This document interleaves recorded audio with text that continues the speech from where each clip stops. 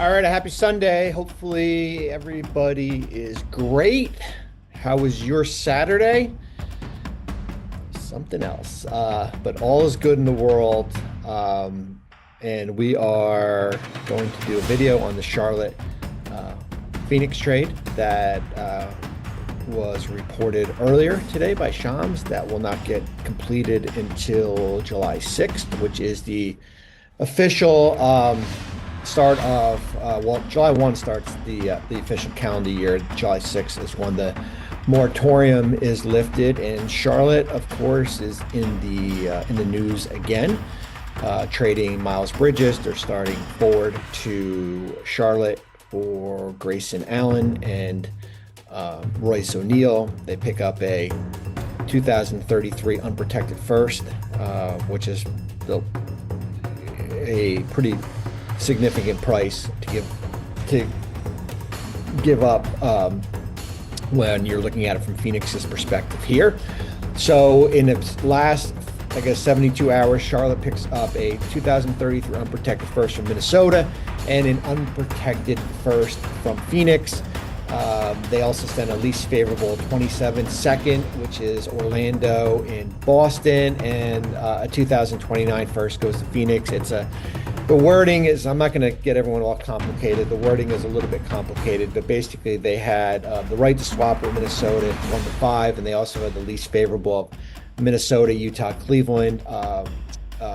Phoenix is getting the second most favorable of that, somewhat of that group. We'll wait till the exact detail of the wording as far as how it's spelled out here. So let's just look at the contracts real quick here. So Bridges is on an expiring contract. He is making $22.8 million. He is extension eligible. I would expect Phoenix to get something done. He's at 22.8. The max he can extend for is 3 years, $86 million. So it's basically 20% off that 22.8 number, and then the raises are 5%. The max of years is 4, including what is left on the contract. So 3 for 86. I would be beyond stunned if Miles Bridges does not sign an extension with Phoenix. You're not trading an unprotected first, and you're going to let the guy walk in free agency. So you lose some leverage when you're giving up a first in this deal here. So 22.8 comes back in. The contracts for Royce O'Neal and Grayson Allen. So Grayson's got 2 years left, 18-1, 19-4. Second year's a player option. Royce is at 11-4. He's got $500,000 of unlikely bonuses that now apply towards the apron. For salary components, because Charlotte is using up more than 100% of the traded player exception. They are hard capped at the first apron. It will not matter. They're so well below, and we'll show that video in a minute. I mean that graphic in a minute. And then for Phoenix, they are hard capped at the second apron because they are aggregating but taking less money back in the deal here. So here's where. We're going to share this. We'll share. All right. So here's where they are. Okay. All right. So your starting five: Green, Booker, Brooks, Bridges, Williams. Pretty good. Gillespie, good one. Dunn, Highsmith, Fleming, Pete, Malwatch, and Iguodala. I would expect Phoenix to target some more shooting off the bench, so I would think you would target a guard. They will have the $6.1 million tax mid-level exception. Here is where they are: 208. The apron is 222.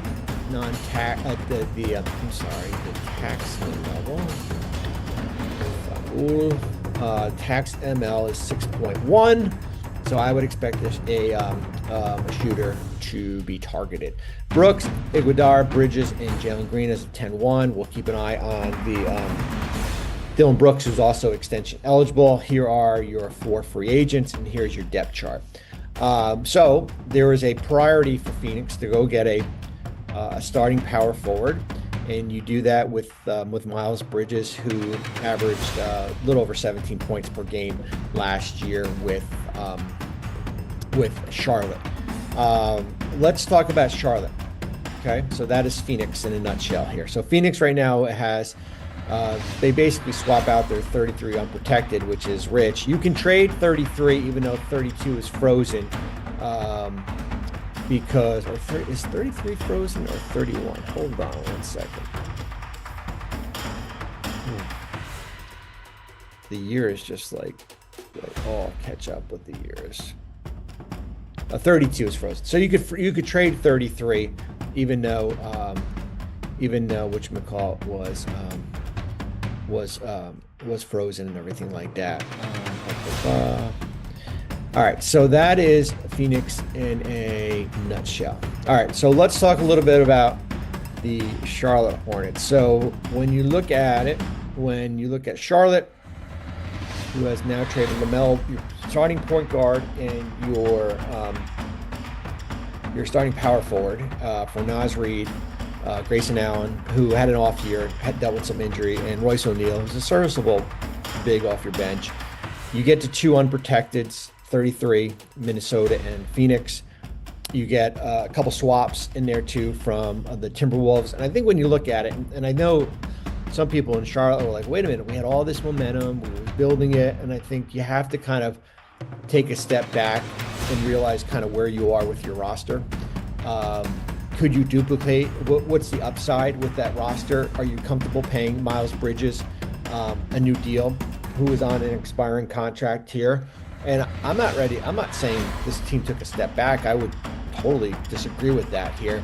But they basically gave themselves the optimal flexibility, roster-wise, draft-wise, to go out and continue adding to this group. So here is your, let's share. I know we have these on. All right, so here's where you are with Charlotte, okay? White, Knipple, Miller, who's extension eligible, Naz Reid, Diabate. Your backcourt of Allen, Anderson, we'll see what happens with Pat Connaughton, Trey Mann. Front court, Liam McNeil, you got to get some developmental out of him. Williams, O'Neal, Saloon, Steinbach, and Kalkbrenner. Here is where you are. So the cap is 165. You're like, wait a minute, we got $9 million in room. No, you don't, because when you have these exceptions here, they count against the cap, not a salary, but against it as far as what your flexibility is. As you can see, they are well, great shape. A couple free agents. Miller, we'll keep an eye on. O'Neal's extension eligible, 3 for $56. So is Grant Williams. As I said, you have that close to $41 million trade exception from LaMelo Ball. You cannot sign players with that, but you can trade for players into that. You've got the non-tax ML, which is at $15 million. You can trade for players with that. You can sign players with that. I would think Charlotte would just be an opportunist as far as going out there and seeing what else is out there in the market. They have the potential to have 3 firsts next year, their own.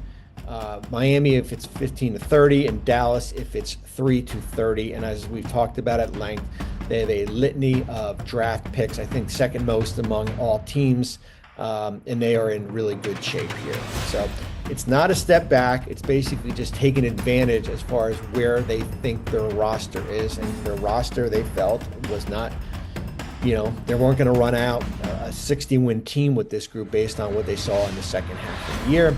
I would trust the front office. Every move they made so far has turned out to be really good. But as I said, the one thing you never want to be is just stuck. You don't want to be stuck with your roster. You want to have the maximum flexibility that you potentially could have. And we'll see how it works with Phoenix. Phoenix, it's like, how do you get better? And which was one of the great stories last year. The hardest part is taking that next step with your roster. Now you swap out Bridges and for Allen and O'Neal, and of course there's risk because of that pick. But we're in 2026, and obviously that front office or that ownership group with Matt Ishbia is not thinking about it. A Michigan State reunion, let's say. So that is it. Everyone have a great Sunday. Stay off social media, and we will talk soon.